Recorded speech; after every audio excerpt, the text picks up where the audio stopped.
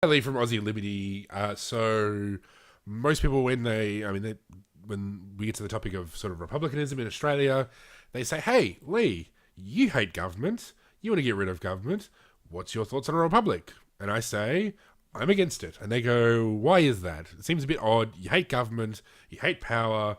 Surely you'd hate Her Majesty Queen Elizabeth II."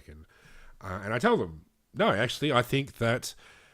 Queen Elizabeth, aside from her actual achievements, which I think are, okay, the most important thing about Queen Elizabeth is that she doesn't die and she stays in that seat for as long as humanly possible.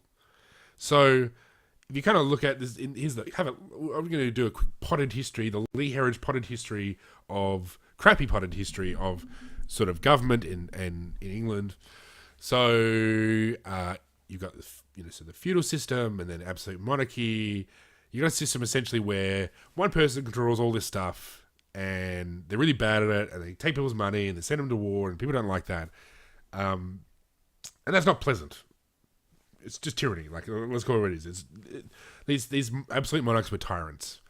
That's bad. So, all right. Well, how did the English in particular, or the British, specifically English, I guess, mainly English, how do they deal with this tyranny? Okay, well, they created these things called parliaments. Well, they didn't create them, but in their case, they used parliaments. They had the House of Commons and the House of Lords, and that kind of is okay. It kind of tames the power of the monarch a fair bit. And if you look at the classical liberal writings, the sort of the John Locke's and Edmund Burke's and all these guys. Generally, parliaments, their view, and I think their view rightly at the time, was that parliaments were there to restrain the monarch, to stop them from doing all this crazy stuff, having unlimited power. And well, Lord Acton, great example, historian from that period. Power corrupts, absolute power corrupts absolutely. So, in that regard, parliaments are excellent. They represent the people. They restrain the government. In the case of England, the king couldn't go to war without having to collect a tax, and it was Parliament that controlled the taxes. And you subverted that in a number of ways. But that's that sort of concept of, you've got this power, so you check it with this power. That's good. That's great. That's what we want. The problem is, over time, the monarch has been neutered, which I don't have a problem with. I think that's great. But the problem is now that we've got the tyranny of the parliament. So we've essentially replaced the idea of divine right. There was this view that kings had the right to rule because God gave them the right. We've replaced the divine right of monarchs with the divine right of parliaments. So very rarely do we hear in the Australian Parliament much talk of the limits of government power. Essentially, most politicians, if not all of them, to be frank, aside from maybe like a couple of people, I think they truly believe that the government has the right to do anything it wants. Any regulation, any spending, all of it. It can do any of it. And so we've gone from one form of tyranny to another. And that's why I like the monarchy. That's why I like constitutional constitutional monarchy. Right now we have a system where theoretically the head of state, we sort of have this head of state, this person who actually sort of technically holds absolute power, but they never actually use it. So Queen Elizabeth, and I guess I don't know that much about her, George VI or whatever it was, but generally speaking, they can't do what they used to do. Like if Queen Elizabeth was to say, "Let's round up all the Catholics and chop off their heads," people would be like, "See, the problem is, no, we're not going to let you do that."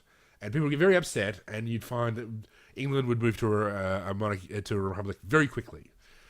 So essentially, you've got these people who theoretically hold absolute power, but never can use it because nobody thinks they can use it. And that dynamic is brilliant, fantastic. I mean, essentially, if you go look at the history of English sort of government, it's essentially been a long journey of taming power. And you go back all the way to Magna Carta, which, it's not the first. There was others who did similar thing. But essentially, the Magna Carta, 1215 or whatever it is, they essentially began to tame the monarch by subjecting them to the rule of law. Essentially saying, you are not the highest law. There is a law above you, and you must abide it. You can't do all these things. Otherwise, there'll be all these penalties. So this story of kind of the long history of taming power And we've finally got to the point where we have tamed power. We have monarchs who can't do anything at all except cut ribbons and kiss babies and go to parades. And I mean, even Charles, who is a colossal knob, like he really is, just kind of insufferable. I really doubt it's going to be like Henry VIII or something. Like even with all these harebrained ideas about alternative medicine and, you know, Islam and all the rest of it, like I somehow doubt that he's going to go back to acting like one of his predecessors. Like people will just go, no, we're just not going to accept that from you. So essentially, as best we can tell, we've got this monarch who can't do anything. So why would you want to get rid of that monarch in Australia and replace them with a president who's going to want to do, we're going to have to spend another 800 years taming. Like that just doesn't make any sense to me whatsoever. Like it just boggles my mind that you finally got these guys in a cage under lock of key. They're behaving themselves. And you want to replace them with a politician who is not going to behave himself. In fact, the incentives around presidencies means essentially encourages them to become monarchs again. I mean, you look at Obama, you look at Bush, you look at Clinton, you look at Nixon, you look at, look at all those guys, Reagan, all of them, all the modern presidents. They are not presidents, they are monarchs. And I think especially the last couple of presidents, these guys are not, they are emperors. They are not presidents.